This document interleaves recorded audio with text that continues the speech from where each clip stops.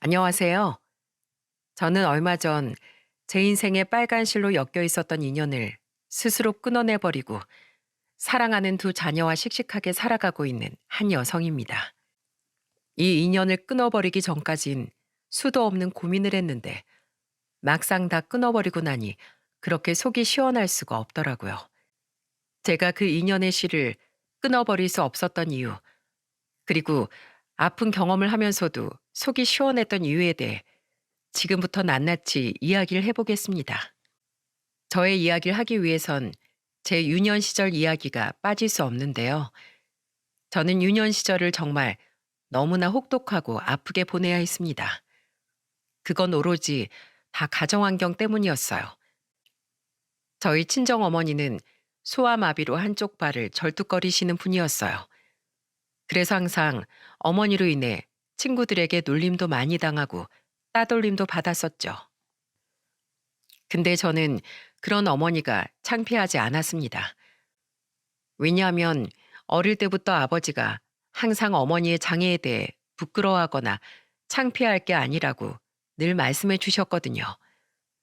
그리고 다리만 불편하셨지 일상생활을 하는 데는 지장이 거의 없으셨기 때문에 저는 어머니의 충분한 사랑을 받으며 자랄 수 있었죠. 그렇기 때문에 어머니가 창피할 리가 없었어요. 근데 제가 너무 사랑하는 어머니를 친구들이 정말 심하게 괴롭히는 거예요. 제 나이를 보면 그렇게 옛날도 아닌데 왜 그렇게 아이들이 짓궂고 못됐었는지. 그때 당시 제 친구들은 저보고 늘 이렇게 놀렸어요. 야, 너도 다리 절어봐. 너도 흔들흔들 걸어봐. 니네 엄마처럼 걸어보라고. 이렇게 놀릴 때면 저는 그 아이들을 다 혼내주었습니다. 절대로 지지 않았어요. 누군가 저를 한 대 때리면 저는 두 대를 때리고 우리 엄마를 욕하면 저도 똑같이 걔네 부모님 욕을 해줬죠. 제가 초등학교 5학년 땐 이런 적도 있었어요. 어머니는 한 번씩 제가 학교를 할 때면 데리러 와줄 때가 있었는데 그때 저는 교문으로 나가는 길에 충격적인 걸 목격하게 되었습니다. 그건 바로 어떤 남자애들이 우리 어머니가 교문 앞에 서 있는 걸 보고 뒤에서 확 밀어버린 거였죠.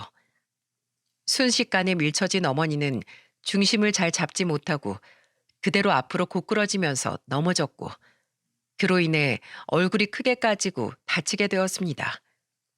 그런데도 그걸 보고 뒤에서 밀친 남자애들은 넘어진 모습이 웃기다고 웃는 게 아니겠어요? 여러분, 그런 상황에 꼭지 안 도는 사람이 있을까요? 저는 진짜로 이성을 잃었습니다. 그 어린 나이에 이성의 끈이 탁 끊어지는 게 뭔지가 느껴지더라고요. 저는 그대로 달려가서는 엄청나게 때려버렸습니다. 물론 여러 명을 다 때릴 수 없었기 때문에 그 중에서도 우리 엄마를 밀어버린 한 놈만 집중해서 때렸죠. 제가 막 달려들어 그 애를 밑에 깔아버리고 때려버리니까 저희 엄마는 물론이고 주변의 어른들이 막 말리더군요. 결국 저는 어른들에 의해 제지가 되었고 크게 저희 엄마는 병원에 가서 치료를 받으셔야 했어요. 그 뒤로 저도 그렇고 저희 어머니를 밀어버린 애도 부모님이 모두 소환되어 혼이 날 수밖에 없었죠. 근데 그때 부모님이 다 와서 대면하는 자리에서 정말 고맙게도 우리 아버지가 제 편을 들어주시더라고요. 내 딸은 아무 잘못 없습니다. 지금 내 아내 얼굴을 좀 보세요. 자기 엄마한테 해코지라는데 그걸 보고 가만히 있는 자식이 어디 있습니까? 당신 아들이, 아니, 당신 애들이 직접 코가 깨져 봐야 정신을 차리겠습니까? 예? 난 이거 손해배상 청구할 겁니다.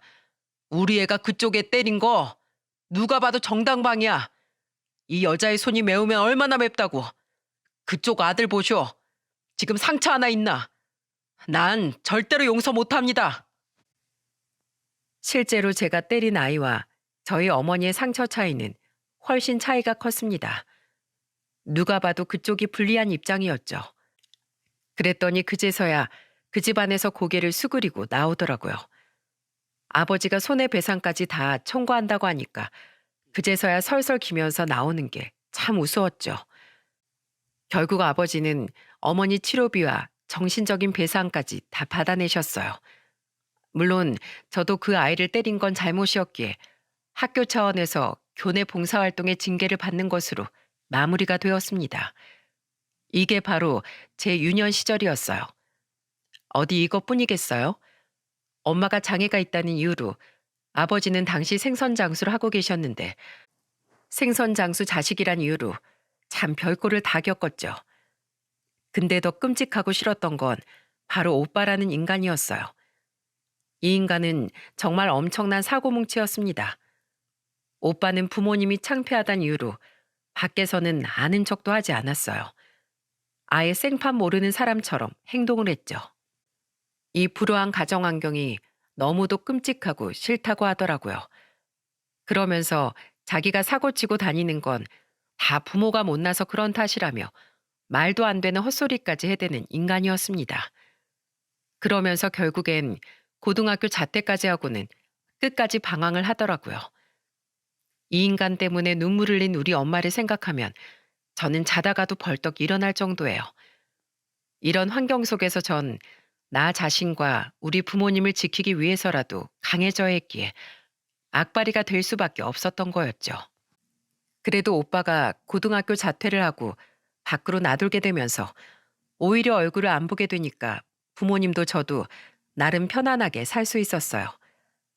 틈틈이 사업한답시고 돈 달라고 손벌리로 아버지께 오긴 했지만 단호하게 거절했던 아버지 덕에 몇 번 거절당한 이후론 거의 찾아오지도 않았죠.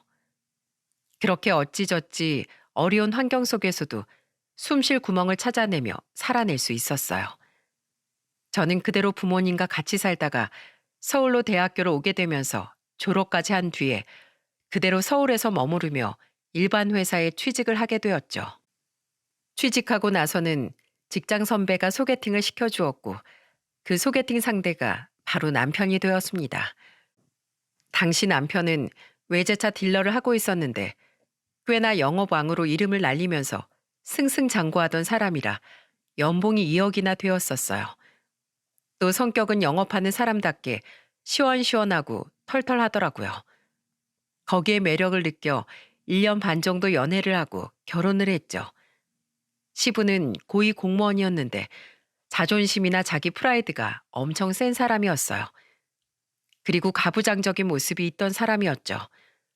그걸 남편은 빼다 박은 인간이었습니다.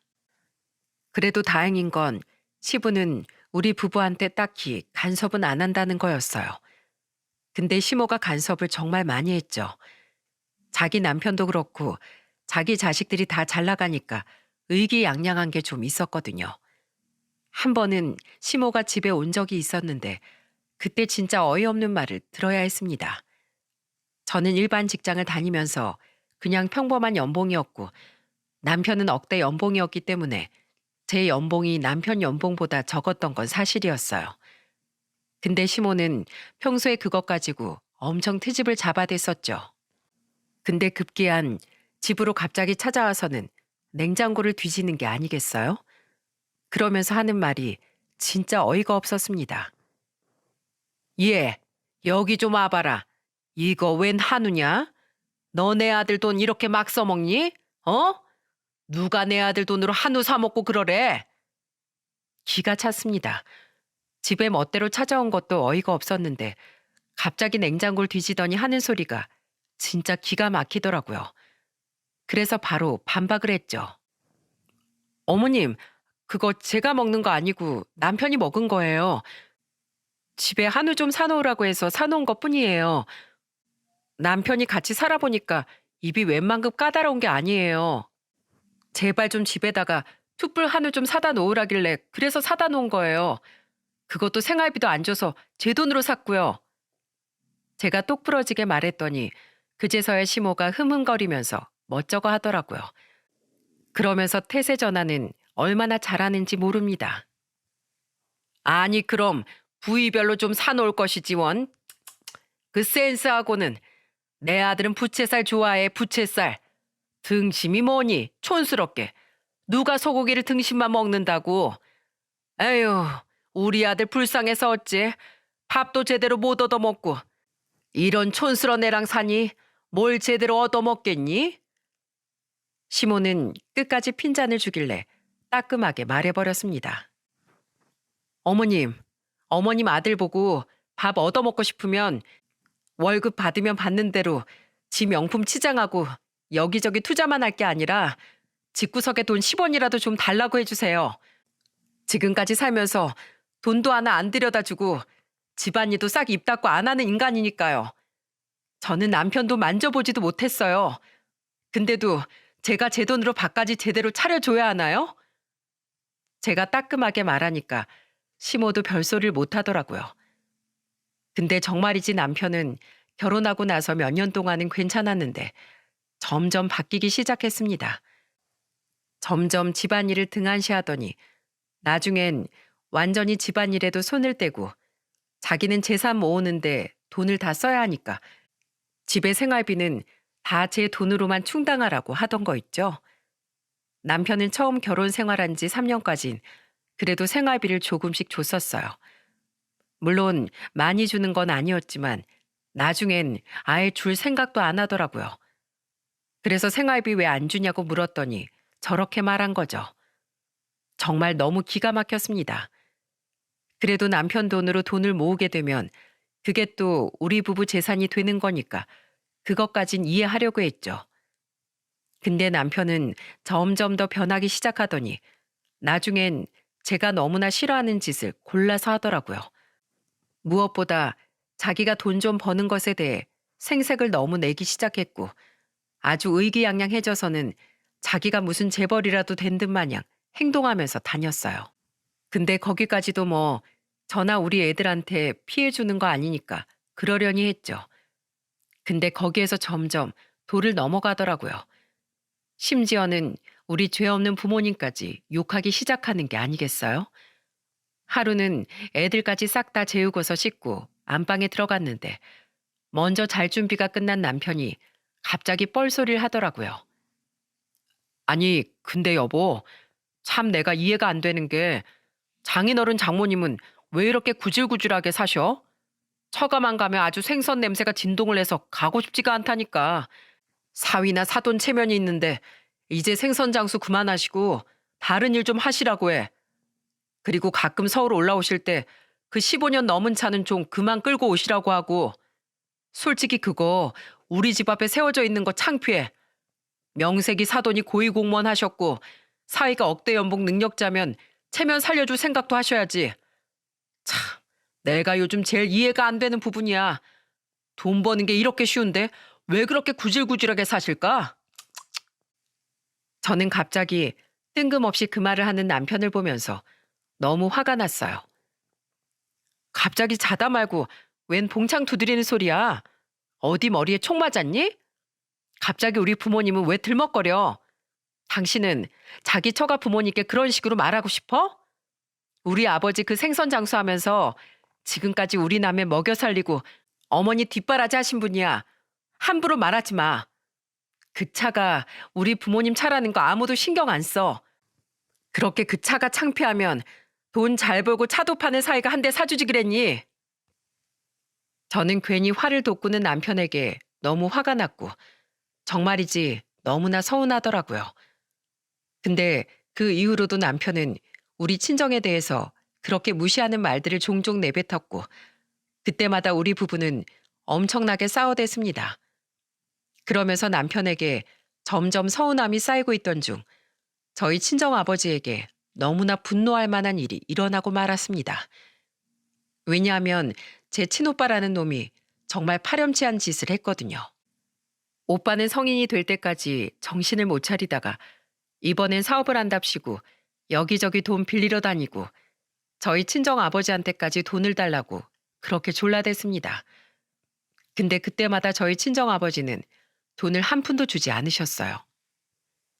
왜냐하면 그동안 오빠가 사고 쳐서 들어간 돈이 정말 많았기 때문이죠. 맨날 사업한답시고 여기저기 돈 빌리러 다니는 꼴을 보면서 온 가족이 얼마나 골치 아파했는지 모릅니다. 그렇게라도 해서 성실하게 잘하면 모르겠는데 오빠는 매번 식당을 차리거나 임대 사업을 하거나 무슨 각종 사업을 다 벌려놓기만 하고 1년, 길어야 2년 정도 하다가 힘들다, 자신에게 안 맞다, 돈이 안 된다라는 핑계들을 대며 다 그만두기 일쑤였죠. 그 과정에서 생기는 빚도 어마어마했습니다. 정말이지 언제쯤이면 철들까 싶더라고요. 그렇게 방황을 하면서 자기 앞가림도 제대로 못한 채로 지내던 오빠는 벼랑간 무슨 바람이 불어서인지 공인중개사 시험을 보겠다고 나서더라고요. 공부에 뜻이 없다며 고등학교까지 자퇴를 했던 오빠가 갑자기 정신 차리고 공부를 하겠다고 나서니 부모님은 정말 대환영을 하셨습니다. 그리고 정말로 오빠는 공인중개사 시험에 떡하니 합격을 했죠. 그 뒤로는 부동산 업자로 일을 하면서 잘 지내고 있는 듯 했어요. 근데 그 인간이 어떻게 했는지 아세요? 이제야 정신 차리며 산다면서 자기를 기특하게 보고 있는 부모님 뒤통수를 쳐도 정말 제대로 후려친 불효를 저질러 버린 거였습니다. 한참 부동산 업자로 일한답시고 설치고 다니던 오빠라는 놈은 친정 아버지에게 가서는 벼랑간 투자를 하라고 종용을 한 듯 했어요. 물론 저희 아버진 오빠가 하는 말을 고지고대로 믿지 않으셨습니다. 오빠가 들이미는 계약서라든지 등기 문서들을 죄다 확인을 하고 실제 그 건물에까지 가봤다고 하셨어요. 근데 아무런 문제가 없고 그 주변에서도 투자 가치가 있어 보인다고 하니 아버지도 그간 너무나 고생 많이 했던 그 세월에서 벗어나고 싶은 마음이 간절해 전 재산을 다 투자를 하셨던 거죠. 그 돈이 무려 2억 7천만 원이었습니다. 아버지는 그 돈으로 하루빨리 생선 장수에서 은퇴해 제 친정 어머니랑 노후엔 좀 편안하게 살고 싶다며 악착같이 모으셨던 돈이었어요. 근데 그걸 전부 다 오빠가 꼬드겨 투자를 하게끔 했는데 그게 알고 봤더니 모든 게 다 사기였던 거였죠. 오빠가 아버지에게 보여드렸던 건물, 계약서, 등기 등등 모든 서류들은 자신이 만들어낸 가짜 서류들이었어요. 워낙에 철저하게 만들어놔서 그 누구도 그게 가짜 문서라는 걸 알 수가 없었어요. 근데 더 화가 나는 건 이 인간이 왜 다른 사람도 아니고 아버지에게 이딴 짓을 벌였냐면 아버지와는 가족관계라 돈을 사기쳐 뺏어도 법의 처벌을 피할 수 있을 거라고 생각했기 때문에 그 짓을 저질렀던 거였죠. 그 치밀한 사기로 인해 한순간에 아버지는 완전히 쫄딱 망하게 되어버리셨습니다. 그때 아버지가 울면서 저에게 전화를 하시는데 그때 그 이야기를 듣고 저는 비통함에 가슴을 치면서 울었어요. 무엇보다 당장 살고 있는 집까지도 내놔야 하는 상황이었기에 더더욱 비통했습니다. 오빠는 아버지에게 현재 친정 부모님이 살고 있던 집으로 담보대출까지 받게끔 해서 투자금을 만들게끔 했었기에 돈이 다 날아가 버린 이상 친정 부모님은 그 집을 팔아야 빚을 갚을 수 있는 상황이었죠. 진짜로 그 인간은 완전히 자기 부모님을 길바닥에 나앉게 만들어버린 파렴치한 불효자 놈이었던 겁니다. 저는 너무나 그 인간이 믿고 이 모든 상황이 화가 났어요. 왜 아버진 그딴 놈에게 사기를 당해도 이렇게 혹독하게 당했는지 억울하고 이해가 안 되는 마음까지 다 올라왔죠. 하지만 이미 엎질러진 물, 일단은 얼른 집부터 해결을 해드려야 했습니다. 저는 곧바로 남편에게 이 모든 상황을 설명하고 친정 부모님 집에 대해 상의를 했어요. 저는 솔직히 말해 평생 고생하신 부모님께 새로운 집을 해드리고 싶었습니다. 어쨌든 남편의 덕이 훨씬 크긴 했지만 저도 같이 돈을 버는 입장에서 돈을 어느 정도 모아놓은 상황이었기에 그 시골의 친정 부모님이 사실 만한 적당한 아파트는 얼마든지 해줄 수 있는 상황이었어요. 그래서 남편에게 조심스럽게 이야기를 했죠. 여보, 우리 부모님 평생 고생하면서 사셨는데 그쪽에 아파트 하나 해드리면 안 될까? 시골이라 집값이 그렇게 비싼 것도 아니라 우리 충분히 해드릴 수 있잖아. 근데 이 얘기를 했더니 남편 반응이 정말 서운하기 짝이 없었습니다. 뭐라고? 당신 제정신이야? 무슨 아파트를 해드려? 그러니까 누가 그렇게 형님한테 떡하니 돈 다 갖다 바치래? 왜 사공 그쪽에서 치고 수습은 우리가 다 해줘야 하는데? 하여간에 그냥 하시던 일이나 성실히 하실 것이지 왜 딴 맘을 드시길. 절대 안 돼. 뭐 아파트 하나 사는데 껌값으로 사냐? 시골 아파트여도 돈이 얼만데. 절대 안 돼. 여보, 그래도 그렇지. 어떻게 말을 그렇게 해. 우리 아버지가 그동안 평생 얼마나 힘들게 사셨는지 당신도 잘 알잖아. 그리고 우리 형편이 그 정도 해드릴 형편이 안 되는 것도 아닌데 좀 해드리면 안 돼? 아, 절대 안 된다고. 그 돈이 뭐 다 당신 돈으로 모였어? 내 돈이잖아, 내 돈. 아, 절대로 안 돼. 말이 되는 소리를 해야지. 그냥 그 근처에 월세나 알아보시라고 해. 그 보증금은 내가 댈 테니까. 당신이 그 돈 모으는 동안 솔직히 한 게 뭐가 있어? 돈만 모았지. 이 집안이 살림살이 할 돈을 넣어줘봤어? 아니면 애들을 당신이 보기를 했어? 집안일을 도와줘봤어? 맨날 그놈의 일한답시고 밖으로만 나돌았잖아. 당신이 돈 더 번다고 유세 떨었던 거 말고 이 집안에 산 게 뭐야? 아무것도 없잖아. 생활비도 내 월급으로 다 쓰고 자기 돈 쓰라는 데는 죄다 자기 차량 명품으로 치장하는 데만 썼으면서 애들 옷이라도 하나 사줬으면 말을 안 해. 그러면서 뭐? 다 당신 돈으로 재산을 모아? 내가 내 월급이라도 다 탕진 안 했으면 그 돈이 어디 모아졌을 것 같아? 어쩌라고? 그래서 네가 그 재산에 돈 보탠 게 몇 할이나 되는데 잔소리 말고 월세로 알아봐라. 나 지금 많이 봐주는 거다. 네가 그 생활비를 안 댔어도 내 월급 하나로 충분히 살아. 그렇게 억울하면 네가 나가서 나보다 더 많이 벌어오던가. 그럼 내가 애 보고 집안 살림하고 다 할 테니까. 참 이 말을 듣는데 내가 같이 살고 있는 게 내 편인지 아니면 정말 남의 편인지 모르겠더군요. 근데 솔직히 말해 제가 버는 것에 비해 남편이 벌어오는 돈이 월등하게 많아서 더 반박할 말도 없었습니다. 그래서 남편이 그렇게까지 반대라고 나서니 제가 더 강요를 할 수가 없었어요. 그래도 남편이 월세 보증금은 해준다고 하니 그걸로 만족하기로 했습니다. 그때는 정말 당장 월세를 얻을 보증금마저도 친정 부모님께는 없었기 때문에 사실은 그것도 감지덕지한 상황이었죠. 그리고 저희 친정 부모님도 남편에게 그 점은 고마워하셨어요. 저는 월세방으로 들어가시게 하는 게 마음 아파 언젠간 더 좋은 곳으로 이사시켜드리겠다고 약속을 해드리고 월세방을 그래도 좀 깨끗하고 좋은 곳으로 잡아서 해드렸습니다. 그렇게 큰 사건이 한번 넘어간 적이 있었네요. 당시 남편의 말이 너무 서운하고 화가 났지만 어쨌든 친정 부모님께서 편안하게 지내실 수 있는 월세방은 잘 마련해 드릴 수 있었으니 그걸로 됐다고 생각하고 넘어가기로 했어요. 근데 그 뒤로 진짜 서운한 일이 하나 빵 하고 터지더라고요. 그때는 시부 칠순 때 이야기였습니다.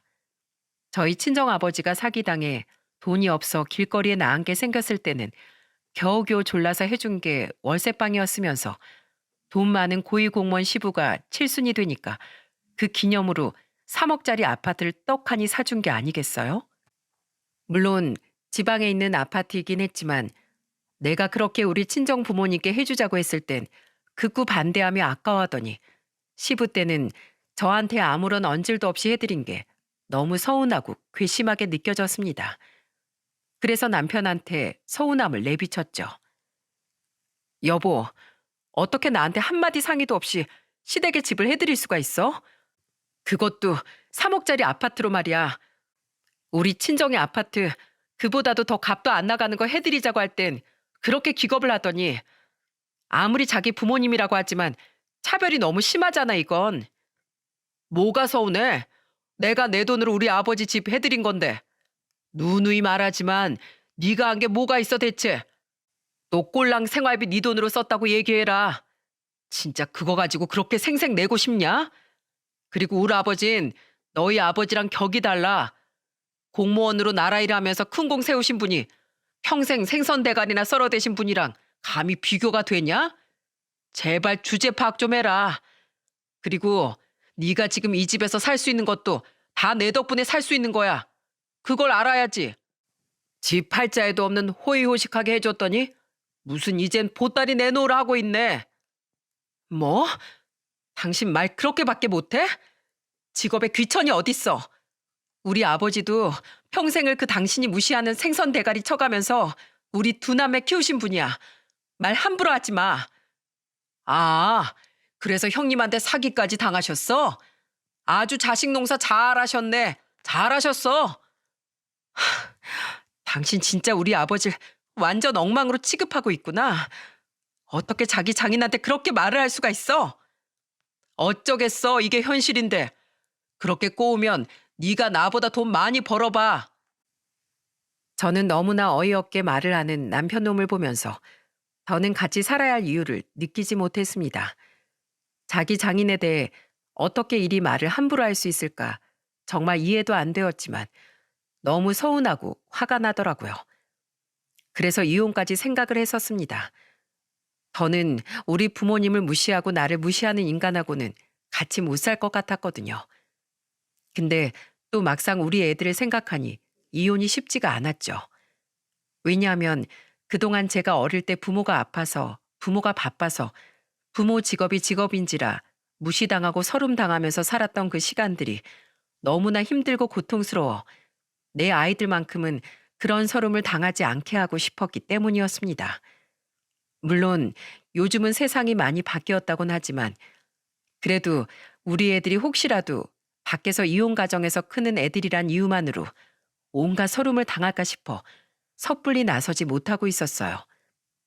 아마 그 어릴 적 처절하고 아팠던 고통의 시간만 아니었다면 저는 대번에 고민도 하지 않고 남편 놈과 이혼을 했을 겁니다. 그렇게 해서 제 마음을 한 번 더 추스르고 있는데 거기에서 이혼을 할 수밖에 없는 결정타가 터지고 말았죠. 저는 지금까지 살면서 친오빠가 너무 싫었지만 그 싫은 오빠가 하는 행동 중에서 제일 끔찍하고 싫었던 게 밖에서 부모님을 모르는 척 하는 거였습니다. 밖에서 자신들을 외면하는 자식을 볼 때면 부모는 어떤 마음이 들 것 같나요? 저는 그 어릴 때 당시도 너무 싫었지만 내가 애를 낳아보니까 더 싫더라고요. 근데 그 짓을 이 남편이란 놈이 한 게 아니겠어요? 어느 날 친정 부모님이 딸 얼굴도 보고 바람도 쐬시겠다며 서울에 놀러 오셨던 때였습니다. 근데 저희 집으로 들어온 부모님의 얼굴이 오랜만에 딸 얼굴을 봐서 반가운 얼굴이 전혀 아니더라고요. 오히려 얼굴에 근심이 한가득 쌓인 모습이었죠. 저는 의아해서 물어봤어요. 두 분 얼굴이 왜 그래요? 오랜만에 보는 딸 얼굴 반갑지도 않으신가?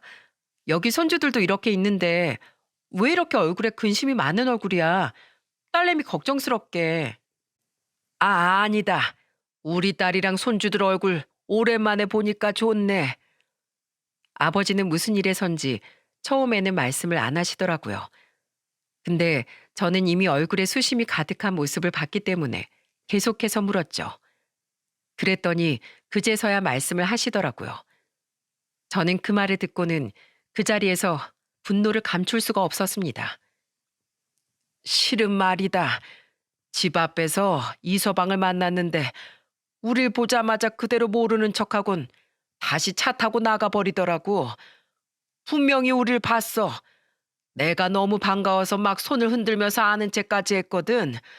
근데 그걸 보자마자 인상을 팍 쓰더니 다시 가버리는 게 아니겠어? 참, 네 오빠 어릴 때도 나나 네 엄마나 밖에서 볼 때 무시하고 모르는 척하는 게 그렇게 내 속에 한이 됐었는데 그걸 사위한테까지 당하니 오늘은 좀 서럽고 힘이 드는구나. 네 엄만 그래서 이 집에 들어오기 전에 밖에서 한바탕 울다가 들어왔어. 참, 인생이 이렇게 서러울 수가 있는 거냐? 내가 잘못 살아도 한참 잘못 산 것 같다. 미안하다 딸아. 애비애미라는 사람들이 너무 못나서. 끝내 친정 아버지는 눈물까지 떨구면서 저에게 말씀하셨어요. 그 모습을 보는데 얼마나 심장이 미어지는 것 같았는지 아실까요? 부모의 모진 고통을 그 어릴 때부터 옆에서 봐온다는 건 생각보다도 더 힘이 들고 더 고통스러운 일입니다. 저는 여기에서는 도저히 참을 수가 없었어요. 요즘 말로 소위 제 발작 버튼이 눌려버린 거나 다름없었죠. 그래서 저는 그날 그렇게 친정 부모님을 달래드리고 맛있는 식사도 차려드리고 며칠 관광을 잘 시켜드린 이후에 보내드리고 남편과 정면 승부를 했습니다.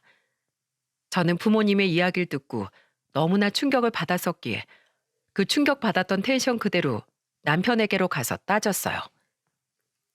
당신 집 앞에서 우리 부모님 마주치곤 모른 척했니? 어? 반갑다고 인사하시는 분들 면전에다 대고 인상 팍 쓰고는 무시하고 가버렸냐고. 아, 진짜 노인네들 입 가볍네. 그걸 또 홀랑 당신한테 와서 말씀하시디? 진짜 왜 그러신데? 배워먹은 교양이 없으면 눈치라도 있어야지. 야, 내가 왜 아는 척을 하냐? 나는 니네 부모님 창피하다니까. 그 시골 노인네 몸도 성취하는 분이 내 장인 장모라는 사실이 알려지면 내 품위에 얼마나 큰 타격이 오겠어? 내 품위에 타격이 와서 영업 망치면 그 손엔 뭐 나만 봐? 당신도 똑같이 보는 거야. 이게 다 큰 그림을 생각해서 한 짓이라고. 그러니까 당신도 처신 잘해. 웬만해선 장인 장모님 집으로 모시지 말고 서울에 숙박업소 많은데 그쪽으로 오시라고 해. 왜 집으로 불러서는 그 수모를 겪게 해? 당신 잘못이야 이 사람아. 개념 좀 키워. 야, 너 진짜 인간이 아니구나. 당신 그동안에 우리 부모님 보면서 그따위로 생각해 왔었니? 내가 이딴 쓰레기랑 같이 살았었다니. 야, 넌 진짜 안 되겠다. 넌 우리 애들 아빠 될 자격도 없고 그냥 인간 말종이라 더는 역겨워서 같이 못 살겠어. 뭐? 쓰레기? 인간 말종? 미쳤어?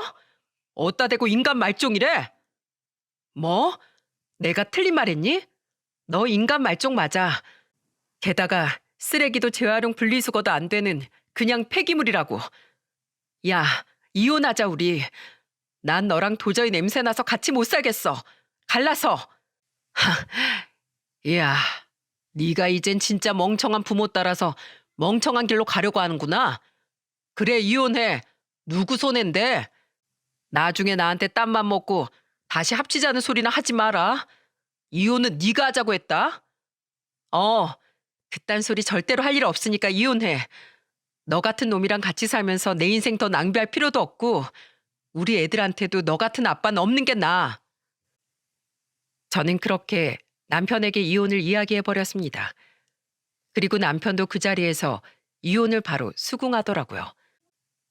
마치 무슨 기다렸다는 듯 바로 수락하는 인간을 보면서 역시나 이 인간은 나에게 눈꽃만큼의 애정도 남아있던 사람이 아니었구나를 느낄 수 있었죠. 저는 정말이지 너무나도 분했어요. 저나 우리 부모님을 끝까지 무시하는 태도가 정말이지 괘씸하기 짝이 없더라고요. 그래서 저 역시도 한 방 먹여줘야겠다 싶었습니다. 저는 얼마 안 가 바로 실행에 옮겨버렸어요. 다 아시죠? 제가 눈에는 눈, 이에는 이로 갚아주며 유년 시절을 보냈다는 것을요. 저는 우리 부모님을 무시하는 저 인간에게 나 역시 니네 부모님이 나한텐 하찮은 존재다라는 걸 보여주고자 했습니다.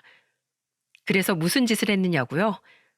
여러분들 들으시면 아마 웃겨서 뒤집어지실걸요? 저는 그 뒤에 시부모에게 택배를 하나 보냈고 그 택배를 받자마자 시부는 깜짝 놀라 뒤집어지게 화를 내며 저에게 전화를 해왔죠. 야, 너 미쳤어? 이게 얼마짜린지 알아? 이거 무려 50만 원어치야, 50만 원어치. 이 귀한 걸 이따위로 만들어서 보내는 의도가 뭐야? 네? 왜라뇨? 나 당신 아들하고 이혼하기로 했고 그 아들한테 내가 구워줄 이유 따윈 없으니까 그쪽이 직접 구워주시라는 의미로 보낸 거예요. 어디 그 잘나고 고마운 아들한테 그 썩은 고기나 많이 구워주세요.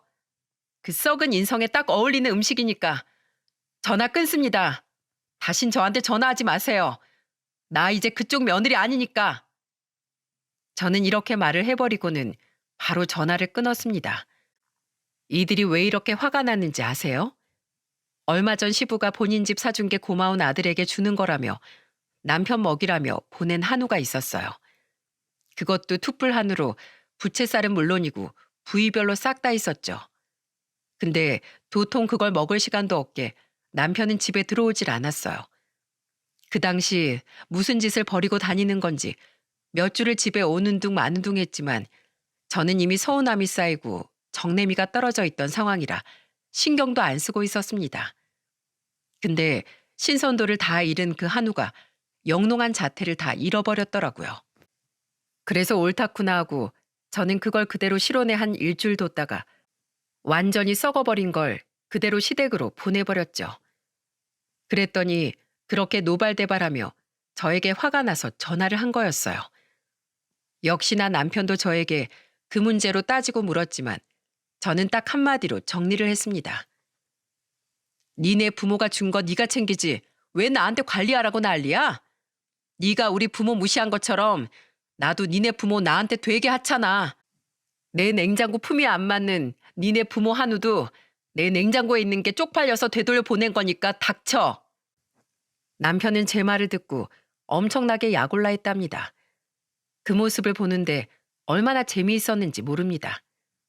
남편과 저는 그 이후에 이혼을 진행하면서 재산 분할을 아주 혹독하게 치렀습니다.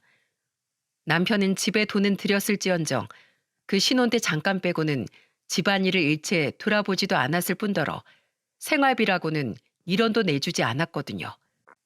모든 건 다 제 돈으로 돌아갔었죠. 거기다가 아이들 육아까지 모든 것이 다 제 손만 거쳐왔기 때문에 법원에서는 제가 해온 것들을 전부 다 인정을 해주어서 재산 분할을 아주 공평하게 해주었어요.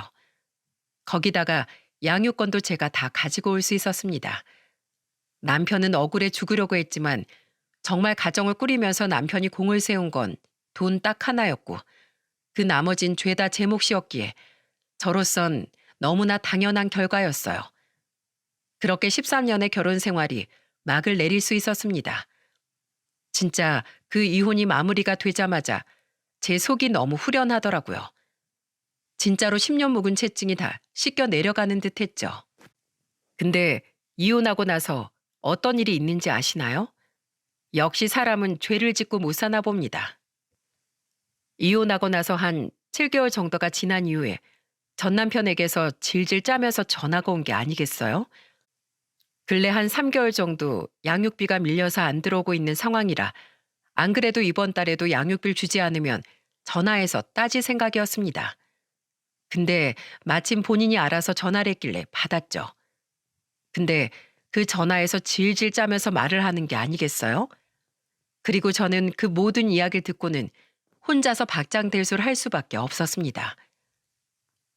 여보, 잘 지내? 이봐, 여보라니? 우리 둘이 이혼한 지가 언젠데? 안 그래도 전화하려고 했는데 왜 양육비 안 보내? 벌써 3개월치 밀린 거 알아 몰라.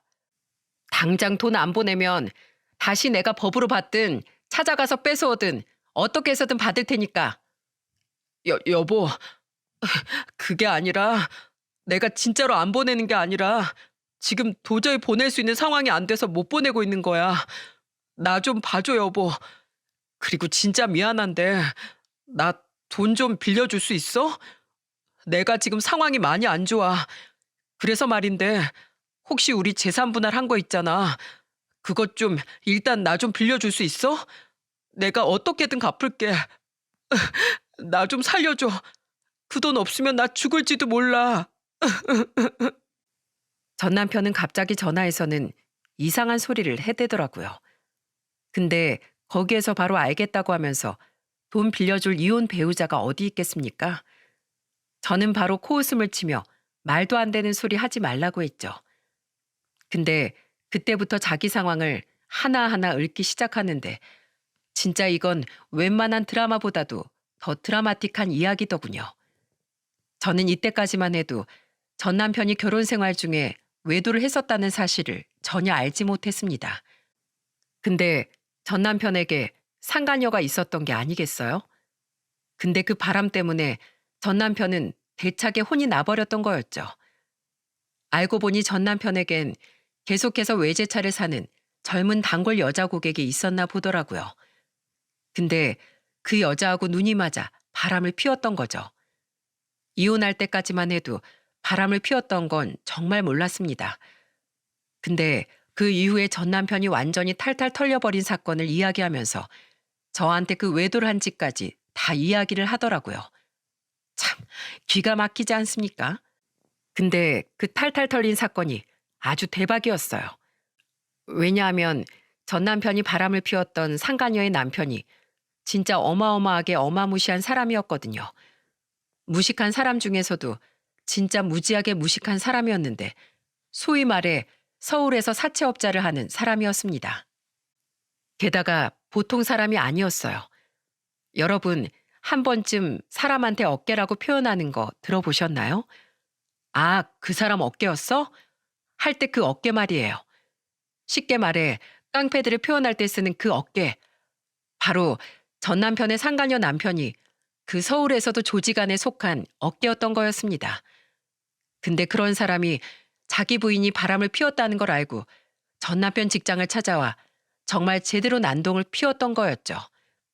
저는 그 이야기를 전 남편의 입으로 생생하게 듣는데 듣는 것만으로도 소름이 다 끼쳤습니다. 어느 날 갑자기 그 남자 밑에서 일하는 직원 6명을 데리고 전 남편의 직장으로 찾아가서는 아주 난장판을 만들었다고 하더군요.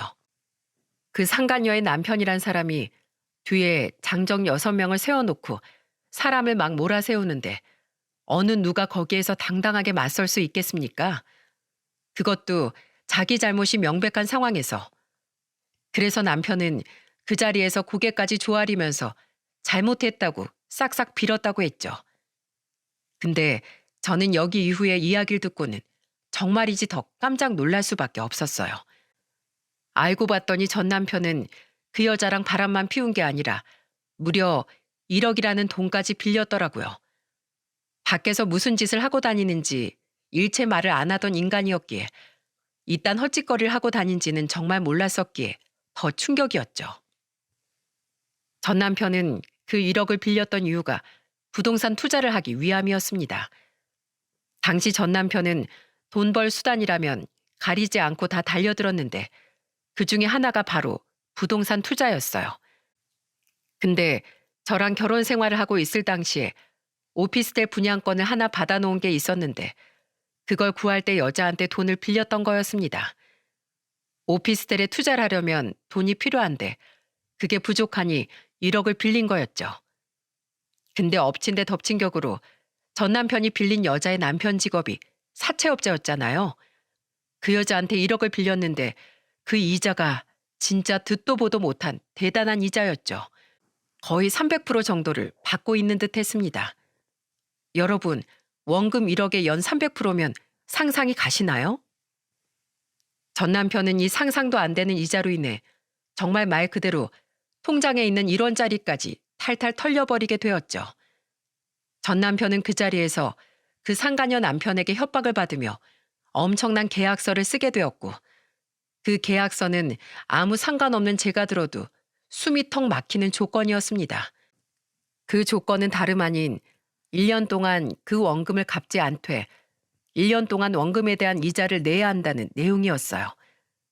전 남편은 이 말도 안 되는 조건에 바로 원금을 갚아버리겠다고 했지만 그 남자가 이를 절대로 받아주지 않았나 보더군요. 그러면서 이 말도 안 되는 조건이 적힌 계약서를 내밀면서 하는 말이 여기에 당장 사인 안 하면 전 남편의 부모든 자식이든 다 찾아가서 괴롭혀 주겠다고 했다는 거예요. 그래서 결국엔 전 남편은 그 계약서에 사인을 할 수밖에 없었고 그때부터 시작해 계속해서 그 원금에 대한 이자를 갚아나가느라 죽을 똥을 싸면서 살고 있었던 거였죠. 그러다가 더 이상은 돈을 마련할 수 없다 보니 오피스텔까지 팔 수밖에 없어 내놨는데 그마저도 경기가 좋지 않다 보니까 팔리지가 않아 저한테까지 돈을 빌리기 위해 전화를 했던 거였어요. 여보, 내 사정 지금까지 다 들었으면 알만하잖아. 나 진짜 죽을지도 몰라. 그러니까 내가 재산 분할해준 거 그거 좀 빌려줘. 나 진짜 사채업자한테 끌려다니고 있어. 나 진짜 너무너무 무서워. 전 남편은 저에게 사정사정하며 이야기를 했지만 저는 들어주지 않았습니다. 결국에 지금은 혼자 살던 집도 다 팔아버리고 오피스텔 분양권도 팔린 후에 돈 갚는 데 죄다 써버려서 완전히 빈털터리 신세가 되었다고 하더라고요. 한 번 싹 정리를 해드리자면 전 남편의 상황은 저와 결혼 생활할 때부터 바람폈던 여자에게 1억이라는 돈을 빌렸는데 그 모든 것이 다 들통나면서 그 남자가 상간녀와 이혼하면서 요구한 위자료 5천만 원까지 다 지불하고 그 이후에 사채업자인 상간녀 남편에게 말도 못하게 불리한 계약서를 쓰고는 1억이라는 돈의 연 300% 이자를 1년 내내 갚아야 했던 상황이었죠. 그 과정에서 자기 집도 차도 오피스텔도 가지고 있던 명품 시계고 뭐고 돈이 될 만한 건 싹 다 팔고서 현재는 아무것도 남은 게 없는 빈털터리가 되어버린 최후를 맞이해야 했습니다. 제가 봤을 때 그 남자는 전 남편을 탈탈 털어내기 위해 1년 동안 철저하게 고생해보라는 뜻으로 그 대가를 치르게 한 것 같더라고요. 그러니 얼마나 걸려도 단단히 잘못 걸린 겁니까? 아니, 이런 걸 보고 제대로 걸린 거라고 해야 할까요? 아무튼 그래서 지금 전 남편은 외제차 딜러 쪽에서도 소문이 다 퍼져서 취직도 못해서 시댁에 있는 자기가 사줬던 그 지방 아파트로 들어가 얹혀 살고 있는 중이라고 하더군요. 자기가 집을 해줬지만 결국엔 자기가 얹혀 사는 꼴이 되어버린 걸 보면서 참 한심하다는 생각이 들었습니다. 그러니까 왜 꼬셔도 사채업자 아내를 꼬셨는지 원. 그걸 보고 제가 얼마나 웃겼는지 몰라요. 어쨌든 그렇게 전 남편이 가정을 버리고 철을 버린 대가는 아주 처절하게 끝이 나버린 꼴이었죠. 그 뒤로는 어떻게 빌빌거리면서 사는지 모르겠지만 어쨌든 전 남편은 아직 남아있는 그 이자를 갚기 위해 엄청나게 용쓰며 살고 있는 듯해요. 그렇게 비굴한 최후를 맞이한 전 남편과 다르게 저는 지금 우리 두 아이랑 재미있게 잘 살고 있는 중입니다. 직장 생활도 여전히 잘하고 있고 아이들과는 다른 집으로 이사를 가서 편안한 삶을 살고 있어요. 그리고 또 하나 경사가 하나 더 우리 집에 일어났는데요. 그건 바로 사기당했던 친정아버지의 돈을 돌려받을 수 있었다는 거였죠. 오빠는 부모에게 사기쳐서 돈을 갈취해도 부모 자식이기 때문에 법적인 처벌을 받지 않을 거라고 생각했지만 저는 아무리 생각해도 괘씸해서 변호사를 통해 오빠를 처벌하거나 돈을 돌려받을 수 있는 방법을 물어보니 그 친족 상도례로 부모 자식 사이의 돈 문제는 걸고 넘어질 수 없을지라도 그 사기를 치던 과정에서 사문서를 위조한 부분에 대해선 법적인 책임을 물을 수 있었기에 그걸로 민사소송을 걸어버렸어요. 그 소송을 통해서 오빠가 사문서 위조를 심각하게 위반 사항으로 행했기 때문에 그대로 법적인 처벌을 받을 수밖에 없는 상황에 놓여버리게 되었죠. 그래서 결국엔 사기친 돈을 돌려주는 조건으로 법적인 처벌을 좀 감해서 받을 수 있었습니다. 그래서 저희 친정 부모님은 그 돈으로 빚도 갚고 월세가 아닌 전세로 다시 돌아가실 수 있었죠. 그리고 다시 아버지는 어머니와 행복한 노후를 다시 꿈꿔볼 수 있겠다면서 너무 행복하게 잘 지내고 계세요. 또 그동안 생선 파는 일을 접으시고는 돈도 다시 생겨서 좀 더 편한 일을 하시고자 지금은 아파트 경비원으로 일을 하고 계시답니다. 물론 경비원 일이 쉬운 건 아니지만 매일을 새벽같이 나가서 밤 늦게까지 비린내 맡아가며 살았던 시간보다는 좀 더 수월하게 하고 계시는 것 같아요. 그렇게 저나 우리 친정은 너무너무 잘 풀리는 인생을 살아가고 있는 중이랍니다. 여러분, 전세 역전이라는 말 들어보셨죠? 전 남편과 저는 말 그대로 전세가 완전히 역전되어서 이제는 그쪽에서 우리를 함부로 무시할 수 없는 상황이 되었어요. 그런 걸 보면서 사람이 쉽게 자만하고 쉽게 다른 사람 무시하며 살면 안 되겠구나라는 게 느껴지더라고요. 저 역시도 지금 상황이 언제 또 바뀌게 될지 모르는 거라 조심 또 조심하며 더 하루하루를 신중하게 살아가려고 하는 중입니다. 또한 우리 아이들 그리고 저에게 남은 우리 친정 부모님을 끝까지 지키며 이 험한 세상을 또 헤쳐나갈 예정이에요. 부디 저의 남은 인생의 여정을 응원해 주시길 바랍니다. 감사합니다.